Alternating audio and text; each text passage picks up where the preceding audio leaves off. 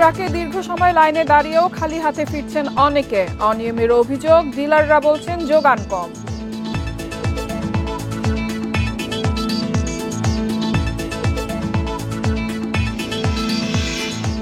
উচ্চাভিলাষী বাজেটের জন্য বেড়েছে ঋণ, অর্থনীতি এর চেয়ে খারাপ হওয়ার শঙ্কা নেই, মন্তব্য এনবিআর চেয়ারম্যানের।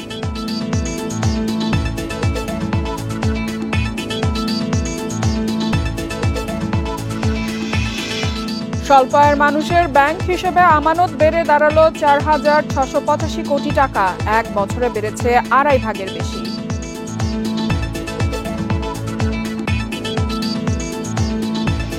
এই ঈদে জামা জুতো অ্যাক্সেসরিজের ডিসকাউন্ট।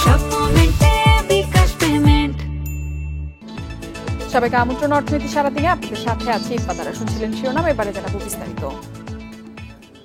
প্রতিদিন 400 জনকে ভর্তুকি মূল্যে ভোজ্য তেল, খেজুর, চিনি সহ 5টি পণ্য বিক্রি করছে টিসিবি। যদিও দীর্ঘ সময় লাইনে দাঁড়িয়ে থাকার পরও পণ্য না পেয়ে খালি হাতে ফিরছেন অনেকেই।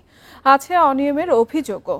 ডিলাররা বলছেন চাহিদার চেয়ে পণ্যের যোগান কম থাকায় এ অবস্থা। আপাতত পণ্যের বরাদ্দ না বাড়ালেও নতুন করে স্মার্ট কার্ড দেওয়া হচ্ছে বলে জানিয়েছে টিসিবি। সকাল থেকেই টিসিবির পণ্য নিতে লাইনে দাঁড়িয়েছেন গৃহিণী তাসলিমা খাতুন। অসুস্থ স্বামী ও শিশু সন্তানকে বাসায় রেখে দীর্ঘ সময় দাঁড়িয়ে থেকেও পণ্য না পেয়ে ফিরে যেতে হয়েছে তাকে। পিছের মানুষ সামনে যারা নেয় আর পিছে দাঁড়ায়, এদের জন্য মালটা প্রতিদিন পাই না, গতকালও পাই নাই কা, আর আজকে এখন মালটা নিয়ে চলে যাইতেছে। এটাই ভাই, আর কি বলুন বলেন, এটা যদি একটা নিয়ম শৃঙ্খলা করতো তাহলে আমরা মালটা পাইতাম। নিয়ম ভাবে কেউ 3টা পায় আর কেউ 1টাও পায় না। তার মতো অনেকেই পণ্য না পেয়ে ফিরে গেছেন খালি হাতে। রোজারি মানুষ রোজা থাকি বেড়াই কষ্ট করি, আপনার সাংবাদিক আপনারা আমাকে করে দিতে পারেন না, আমার তো করবার কিছু নেই, ভাগ্য খারাপ, আমি বাসা চলে যাই। বাজারের চেয়ে প্রায় অর্ধেক দামে তেল, ছোলা, চিনি, ডাল ও খেজুর পেতে প্রায়ই চলে বাগবিতণ্ডা ও হাতাহাতি। টাকা দিয়া নিতে সারাদিন লাগে, অনকিলাকিলি ঘুষাঘুষি মাথা হাতে 2-4 জনের।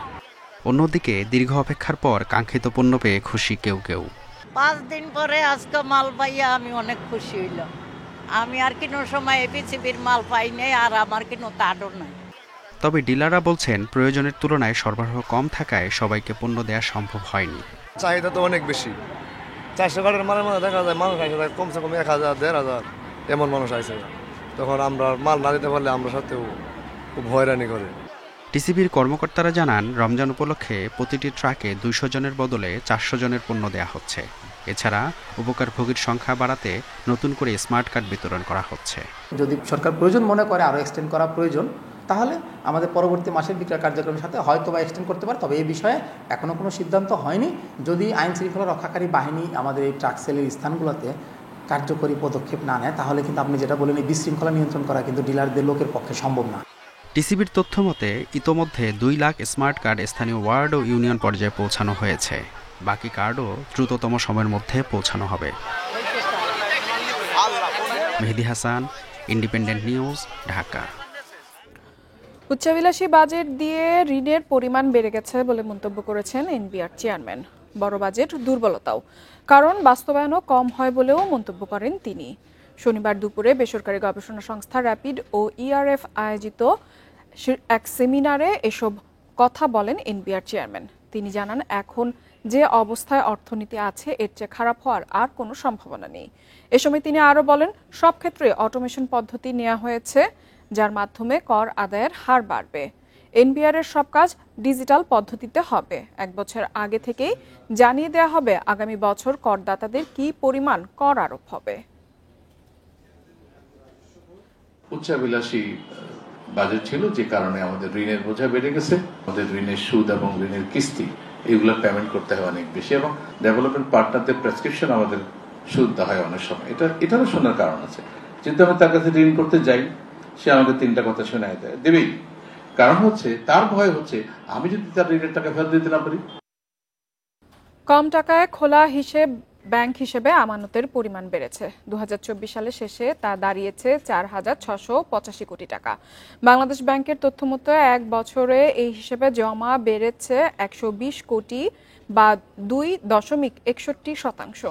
এর মধ্যে কৃষক ও তৈরি পোশাক শ্রমিকদের ব্যাংক হিসেব ও আমানত সবচেয়ে বেশি। 2023 সালের চেয়ে 2024 সালের ডিসেম্বরে কৃষকদের আমানত বেড়েছে 23.35%। তৈরি পোশাক শ্রমিকদের ক্ষেত্রে এই বৃদ্ধির হার 30.47%। সব মিলিয়ে কম টাকায় খোলা ব্যাংক হিসেব 2.81 কোটি ছাড়িয়েছে। সংশ্লিষ্টরা বলছেন, অন্তর্বর্তী সরকারের নেওয়া পদক্ষেপের ফলে ব্যাংক খাতে আস্থা ফিরতে শুরু করেছে সাধারণ মানুষের। এর ফলে স্বল্প আয়ের মানুষের ব্যাংক হিসেবে আমানত আবারও বাড়তে শুরু করেছে।